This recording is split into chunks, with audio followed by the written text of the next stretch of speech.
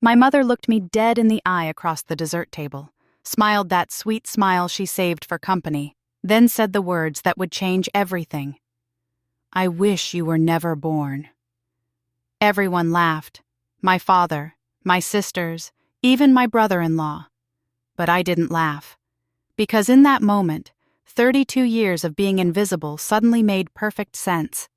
And I knew exactly what I was going to do about it. Before we continue, please drop a comment if you've ever experienced something like this.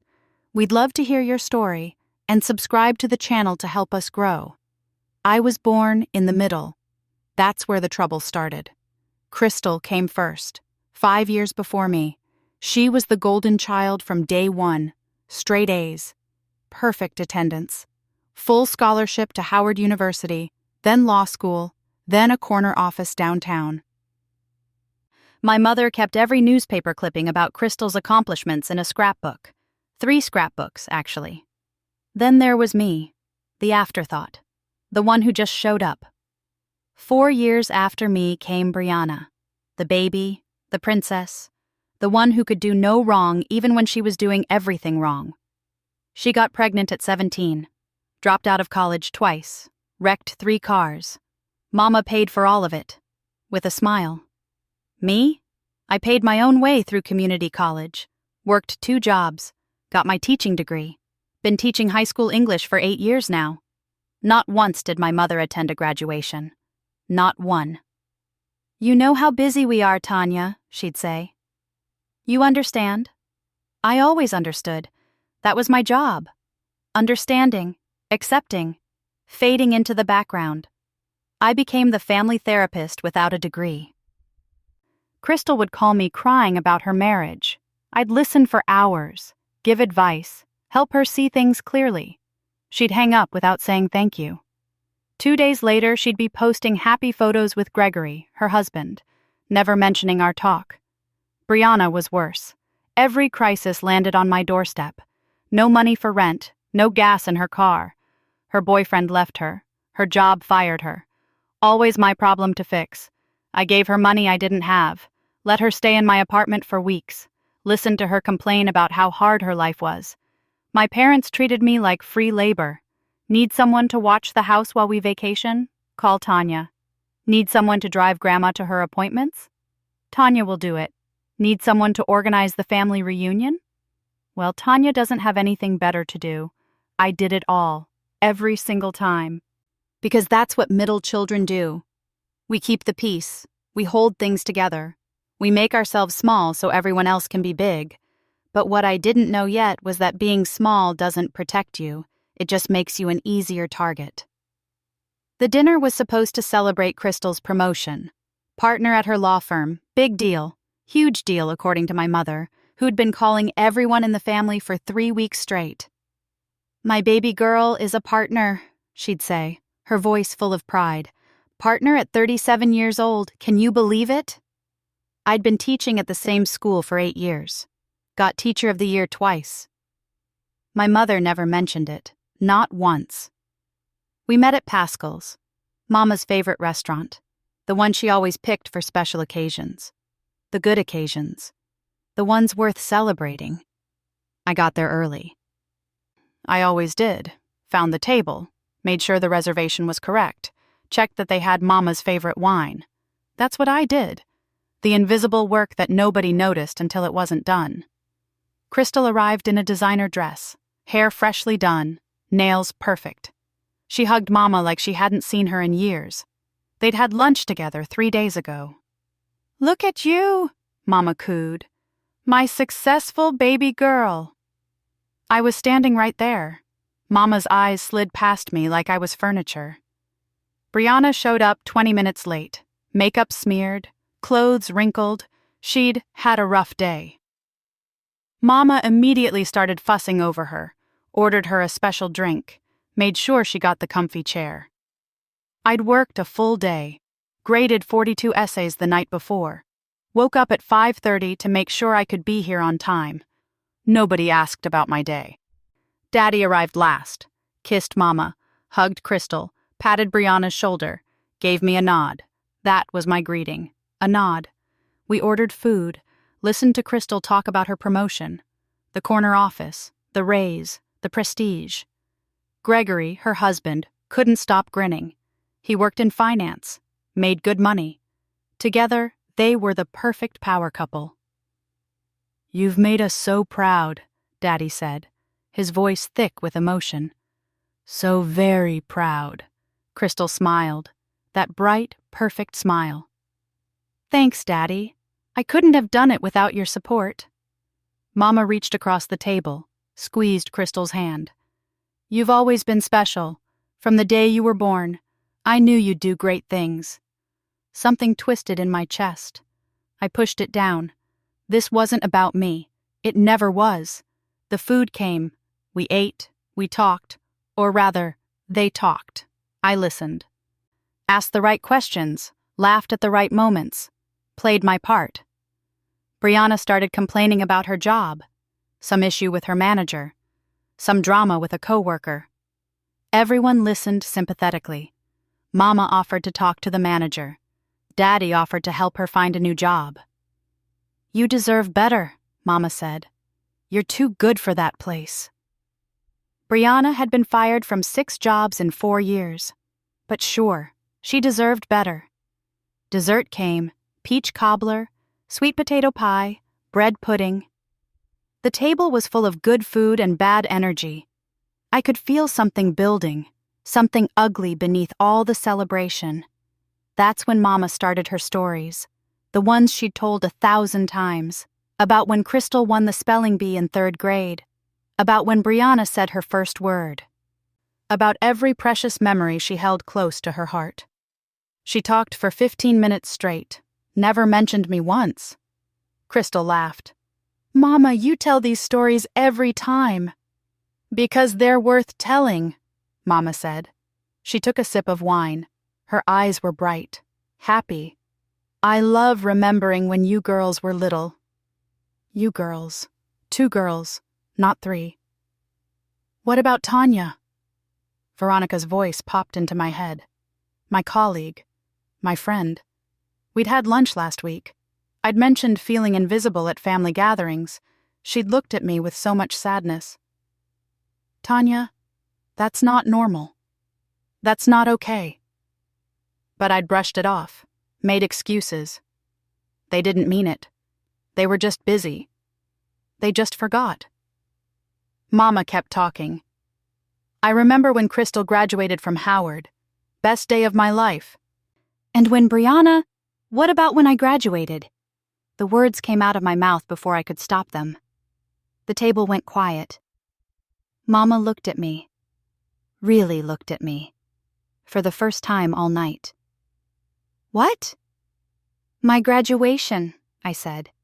My voice was steady, calm. "From college. I graduated too." Mama waved her hand, dismissive. "Oh, Tanya, that's different." "How is it different?" "You went to community college," Crystal said, like that explained everything. "It's not the same as a university." My hands were shaking under the table. "I still graduated. I still worked hard." "Of course you did, baby," Mama said. But her tone was patronizing, like she was talking to a child who didn't understand basic math. "But Crystal went to Howard. That's prestigious. That's—" "And I'm a teacher," I said. "I've been teaching for 8 years. I won Teacher of the Year, twice." Silence again. Then Daddy laughed. Not a mean laugh. Worse. A dismissive laugh. "Tanya, we know you work hard, but tonight is about Crystal. Can we just celebrate your sister?" I looked around the table. At my family. The people who were supposed to love me, support me, see me. They were all looking at me like I'd ruined something, like I'd committed some terrible crime by asking to be acknowledged. "I celebrate Crystal all the time," I said quietly. "I'm just asking to be seen too." Mama sighed. That long, suffering sigh she used when she was annoyed. "Tanya, you've always been so sensitive, so needy. I don't know where you got that from." The words hit me like a slap. Needy? I repeated. Yes, Mama said. She took another sip of wine. Always wanting attention. Always needing validation. It's exhausting, honestly. Crystal nodded. Brianna rolled her eyes. Daddy looked away. I felt something crack inside me. Something that had been holding on for 32 years. I wish you were more like your sisters, Mama continued. She was on a roll now. The wine had loosened her tongue. Crystal is confident, independent. Brianna knows how to ask for help when she needs it.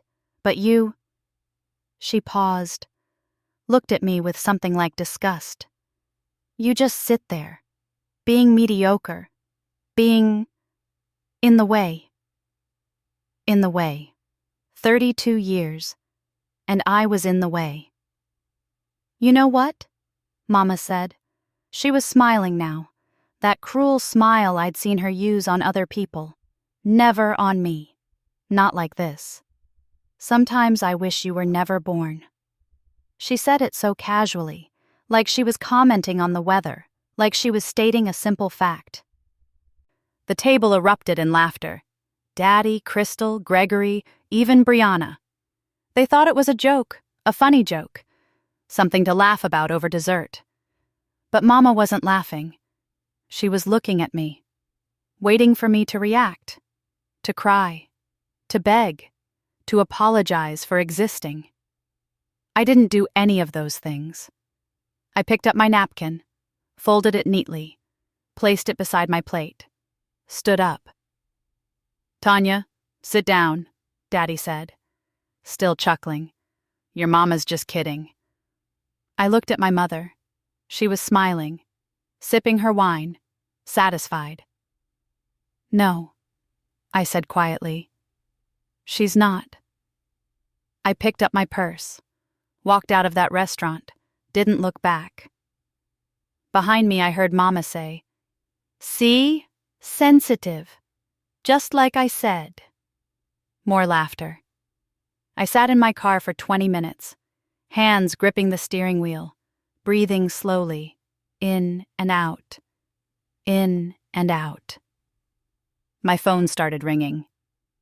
Brianna, then Crystal, then Daddy. I didn't answer. A text from Mama. You're being dramatic. Come back and apologize. I stared at that text, read it 5 times. Apologize. For what? For being hurt? For existing? That's when I knew. I wasn't going back. Not to that restaurant. Not to that family. Not ever. But what I was about to do next? They'd never see it coming. I drove home in silence. Not crying, not screaming, just silent. Because sometimes silence is the only thing that makes sense when your whole world cracks open. My phone kept buzzing. Texts, calls, voicemails piling up. I turned it off, threw it in my glove compartment. I needed to think. And I couldn't think with their voices in my head. My apartment was small, 1 bedroom, clean, organized, nothing fancy, nothing special. Just mine. I sat on my couch, stared at the wall. Tried to understand what had just happened. My mother wished I was never born, said it out loud, at a restaurant, over dessert. And everyone laughed. The truth crashed over me like a cold wave. They didn't love me. They never did. I wasn't invisible by accident. I was invisible on purpose, because acknowledging me would mean sharing the spotlight, sharing the resources, sharing the attention. And they didn't want to share. I thought about all the times I'd helped them, all the money I'd given Brianna, all the hours I'd spent listening to Crystal complain, all the errands I'd run for my parents, all the family events I'd organized. They took everything, gave nothing back, and then laughed at me for existing. Something shifted inside me, something cold and clear and final. I was done. Not done being hurt, not done being angry, done trying. Done hoping, done waiting for them to see me. I pulled out my laptop, started searching, Jobs. Out of state. Far away. Somewhere they couldn't just drop by. Somewhere I could breathe. Seattle popped up. English teacher position at a private high school. Great benefits. Good salary. Start date in 3 weeks. 3 weeks. I could be gone in 3 weeks. My hands were shaking as I updated my resume, wrote a cover letter, hit send before I could second-guess myself. Then I sat back, waited, felt something like hope flickering in my chest. But what happened next? That wasn't hope. That was war. My phone stayed off for 2 days. I went to work, taught my classes, came home, applied to more jobs, made plans, real plans, exit plans. Veronica cornered me in the teacher's lounge on day 3. "Girl, are you okay? You've been ghost all week." I looked at her. My friend. The one person who'd actually listened when I talked about my family. "I'm leaving," I said. "Leaving where?" "Here. This city. This state. I'm done." Her eyes went wide. "Because of the dinner?" I nodded, told her everything. What Mama said, how they laughed, how I walked out, how I was applying to jobs across the country. Veronica didn't tell me I was overreacting. Didn't tell me to forgive them. Didn't tell me family was family. She hugged me, tight. "You do what you need to do," she whispered. "You deserve better." Those words, simple, true, they meant everything. That night I turned my phone back on. 47 missed calls, 63 text messages, 12 voicemails. I scrolled through them, started with Brianna. "Tanya, where are you? Call me back." "Girl, you're being so dramatic. Mama was joking. I need to borrow $200. My rent is due. Call me." 3 messages, 2 about the dinner, 1 asking for money. That was Brianna. Crystal's messages were worse. "You embarrassed us at that restaurant. Mama is upset. You need to apologize. I don't know what's wrong with you lately. You've been acting strange. Call me back. We need to talk about your attitude problem." My attitude problem. Daddy sent 1 text. "Your mother is hurt. Fix this." Not, "Are you okay?" Not, "Let's talk." Just fix it. Like I was a broken appliance. Mama didn't text. She called, left voicemails. Her voice sweet at first. "Baby, call me back. Let's talk about this like adults." Then annoyed. "Tanya, you're being childish. I was joking. You know how I am." Then angry. "You will call me back, right now. This is disrespectful." Then manipulative. "I'm your mother. I gave birth to you. You owe me respect." I listened to every voicemail, every single one, let their words wash over me, and felt nothing. Actually, that's not true. I felt relief, because I finally understood. This wasn't love. This was obligation. This was convenience. This was them needing a scapegoat, a therapist, a bank, a servant. I wasn't their daughter. I was their tool, and tools don't get to have feelings. I deleted every message, every voicemail, blocked Brianna's number, then Crystal's, then Daddy's, Mama's number, I left unblocked, just in case. But I didn't call her back. Seattle called me on Friday. The principal. A woman named Ruth. Warm voice. Professional. "We loved your application," she said. "Your references are outstanding. Your students clearly adore you. When can you come for an interview?" "I can fly out Monday," I said. No hesitation. "Perfect. We'll arrange everything." That weekend, I told my landlord I wasn't renewing my lease. Gave my notice at school. They were sad to see me go. Offered me more money to stay. But money wasn't the problem. I needed distance. I needed air. I needed a life that was mine. Monday came. I flew to Seattle, interviewed at the school. Beautiful campus, supportive staff, students who were engaged and curious. Ruth offered me the job before I left the building. "We'd love to have you," she said. "You'd be perfect here." Perfect. When was the last time someone called me perfect? I accepted on the spot. Flew home Tuesday, started packing Wednesday. My phone rang constantly. Unknown numbers. My family trying different phones. Calling from friends' phones. Calling from work numbers. I didn't answer any of them. Veronica came over to help me pack. Brought wine, Chinese food, her presence. "They're going to lose their minds when they realize you're really gone," she said. "I know," I said. "That's the point." But I didn't know yet just how right she was, or how badly they'd fall apart. 2 weeks passed.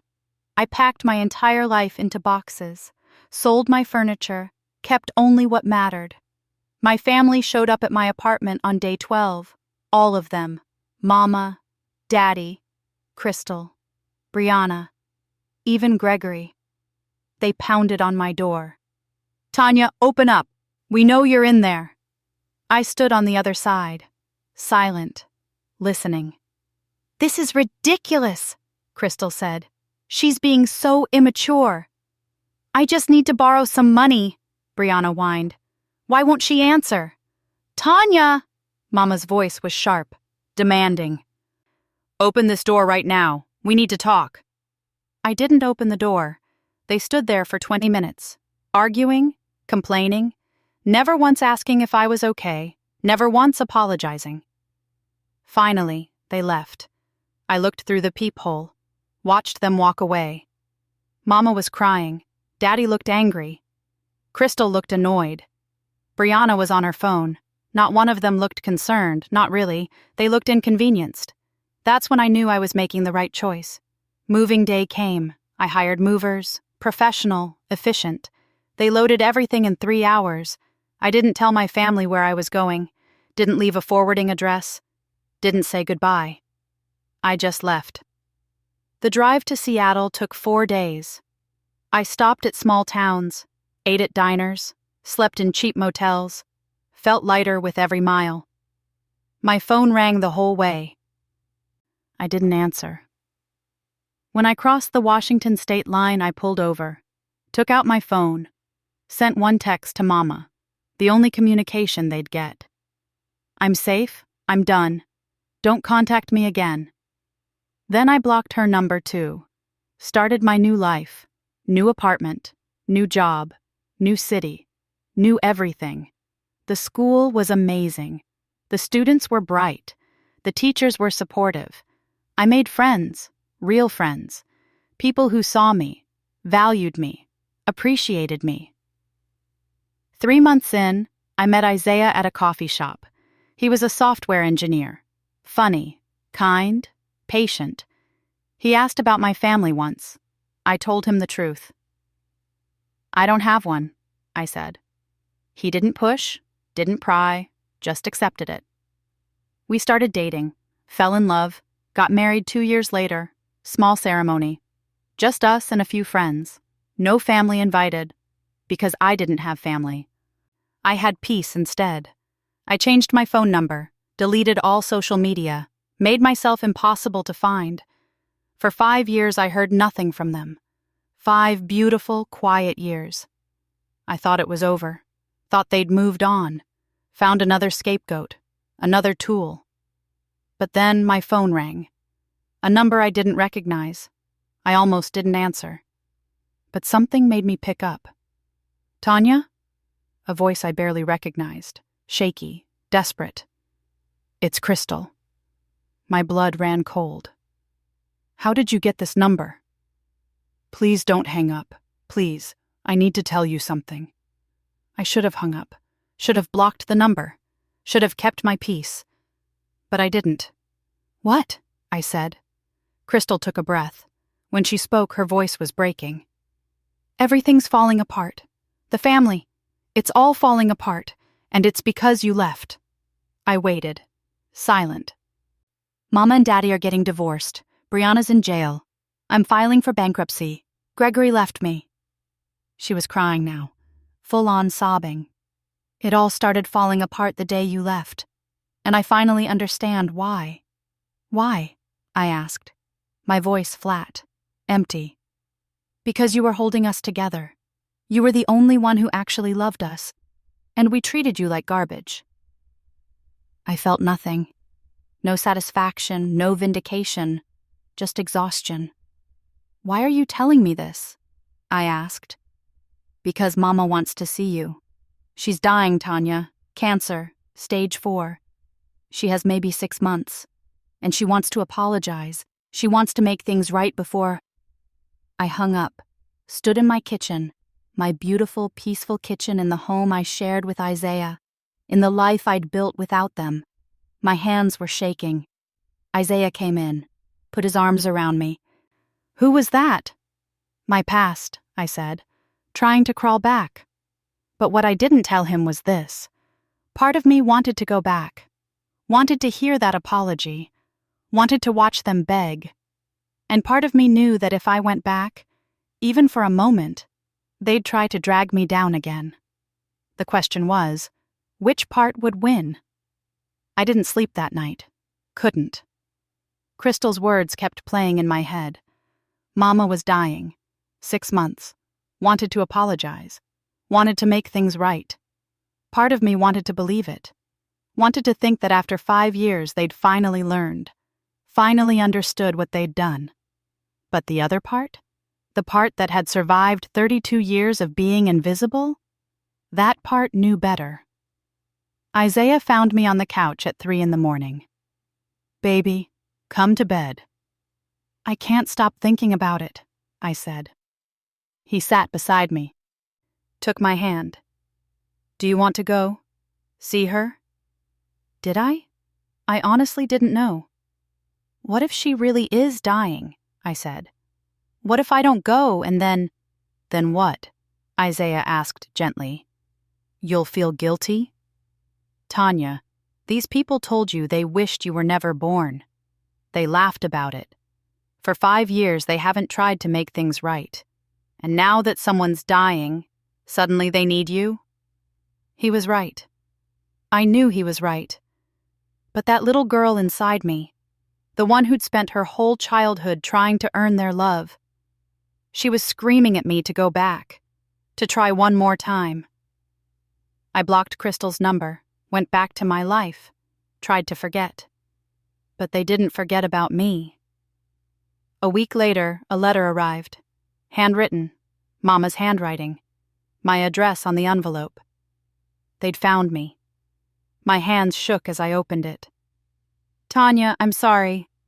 I was wrong. I need to see you before I die. Please come home. I want to make things right. I love you. I always have. Mama. I read it 5 times, looking for the lie, looking for the manipulation. It sounded sincere. It sounded real. Isaiah read it over my shoulder. It's your choice, he said. Whatever you decide, I support you.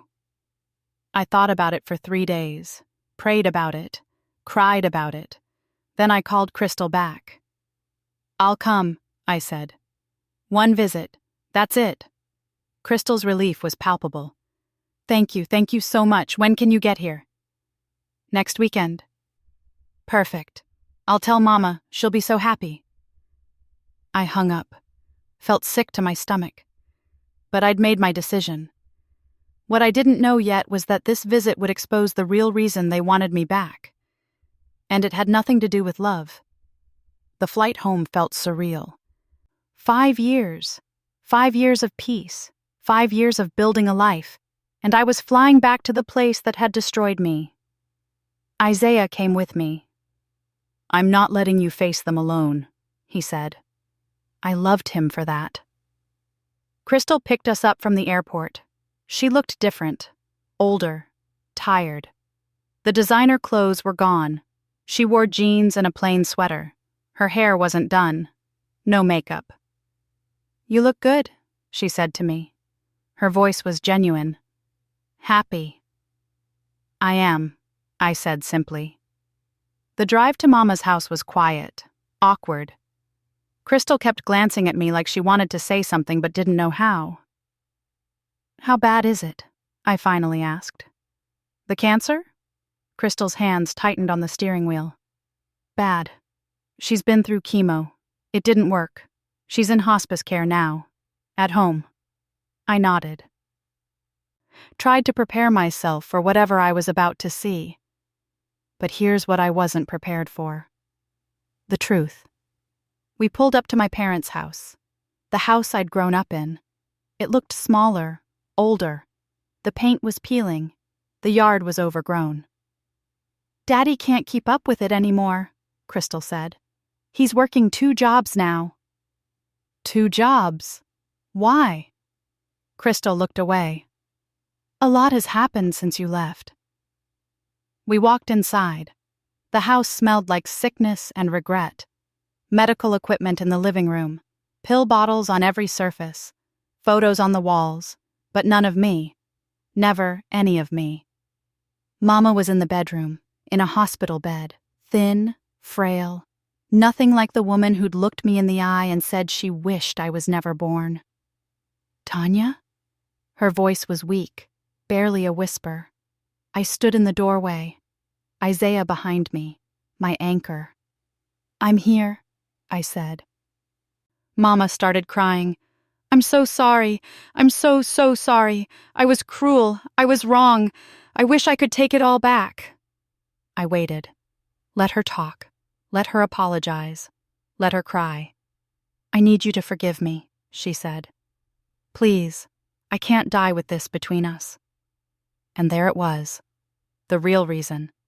Not because she wanted to make things right, because she wanted to feel better about herself before she died. She wanted my forgiveness so she could have peace.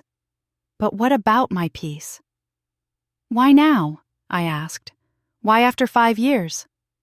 Mama looked confused. Because I'm dying. You weren't dying 5 years ago, or 4 years ago, or 3 years ago.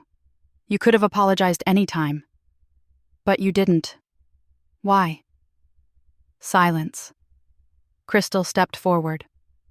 Tanya, please. She's trying. I'm not talking to you, I said, my voice sharp. I'm talking to her. Mama's face crumpled. I didn't think I was wrong, not at first. I thought you were being dramatic, oversensitive. But then everything started falling apart. What do you mean? I asked. That's when Crystal finally told me the truth. The hidden truth they'd been keeping. The real reason they needed me back. You were the one who planned everything, Crystal said. Every holiday, every birthday, every family reunion. When you left, nobody else knew how to do it. Daddy forgot Mama's birthday. I forgot Brianna's graduation. We stopped talking to each other because there was no one to mediate. She took a breath, continued. Brianna kept asking for money, but you weren't there to give it to her. So she borrowed from loan sharks, got in trouble, ended up in jail for 3 months. Daddy had to take a second job to bail her out. My stomach twisted. My marriage fell apart because I didn't have you to talk to anymore. Gregory and I would fight, and I'd call you and you'd help me see clearly. Without you, I just kept fighting, kept making it worse. He left me. And without his income, I couldn't afford my lifestyle. Had to file bankruptcy. She was crying now, full tears. And Mama and Daddy? They blamed each other for what happened at that dinner, for driving you away. They fought constantly, about everything. The divorce was finalized last month. I stared at her, at all of them, at the wreckage of what used to be my family. They hadn't fallen apart because they missed me. They'd fallen apart because they'd lost their emotional dumpster, their problem solver, their scapegoat. So you want me to come back, I said slowly. Not because you love me, but because you need me to fix your lives again. No, Mama said, but her eyes said yes. That's exactly it, I said. You want me to forgive you so you can feel better. You want me to come back so I can hold this family together again. You want me to save you from the mess you created. We've changed, Crystal insisted. We understand now. We see you now. You see me now because you need me, I corrected. That's not the same thing. I looked at Mama, this woman who gave birth to me, who raised me, who told me she wished I was never born. I forgive you, I said. Her face lit up. But I'm not coming back. The light died. What? Mama whispered. I forgive you because holding on to anger is toxic. But forgiving you doesn't mean letting you back into my life. You had 32 years to love me, to see me, to value me. You didn't. And I'm not giving you another chance to hurt me. But I'm dying, Mama said. Like that changed everything. I know, I said. And I hope you find peace. But I found my peace 5 years ago, when I walked away from you. And I'm not giving that up. Crystal grabbed my arm. Tanya, please. We're family. I pulled my arm away, looked her dead in the eye. No, we're not. Family protects each other. Family loves each other. Family shows up. You only showed up when you needed something. That's not family, that's exploitation. I turned to leave, Isaiah right beside me. There's one more thing. Daddy's voice came from the hallway. I hadn't even seen him standing there. He looked old, defeated. You should know the truth, the whole truth. What truth? I asked. He stepped into the room, looked at Mama. Tell her. Mama's face went pale. Don't! She deserves to know, Daddy said, his voice hard, angry. After everything we did to her, she deserves the truth. What truth? I asked again. Daddy looked at me, and what he said next changed everything I thought I knew. Your mother knew exactly what she was doing that night at the restaurant. It wasn't a joke. It wasn't the wine. She meant it. And you want to know why? I couldn't breathe. Because you weren't my child, he said. You're the product of an affair your mother had. She resented you your entire life because every time she looked at you, she saw her mistake, her shame. The room spun. That's why she treated you different, Daddy continued. That's why she favored Crystal and Brianna, because they were mine, really mine, and you were a reminder of her betrayal. I looked at Mama, waiting for her to deny it. To say he was lying, she didn't. She just cried. And me? I whispered. Did you know? I found out when you were 5, Daddy said. I stayed because I thought I was doing the right thing, but I couldn't love you the way I loved your sisters. And I'm sorry for that. 32 years. 32 years of feeling wrong, of feeling like I didn't belong, of feeling invisible. Because I didn't belong, not really. I laughed, not a happy laugh, a broken laugh. So all this time, all these years, I was the scapegoat for your lie. I'm sorry, Mama whispered. No, you're not, I said. You're sorry you're dying. You're sorry your family fell apart. You're sorry you got caught. But you're not sorry for what you did to me. I walked out of that room, out of that house, out of their lives for the second and final time. In the car, Isaiah held me while I cried, not for them, for the little girl who'd spent her whole life trying to earn love from people who were never going to give it. We flew back to Seattle, back to our real life, back to our home. A month later, Crystal called to tell me Mama had passed. I thanked her for letting me know. Didn't go to the funeral, sent flowers instead. 6 months after that, I gave birth to a daughter, Naomi. Perfect, beautiful, loved. I held her in the hospital, looked into her eyes, and made a promise. You will always be wanted. You will always be seen. You will always know you belong.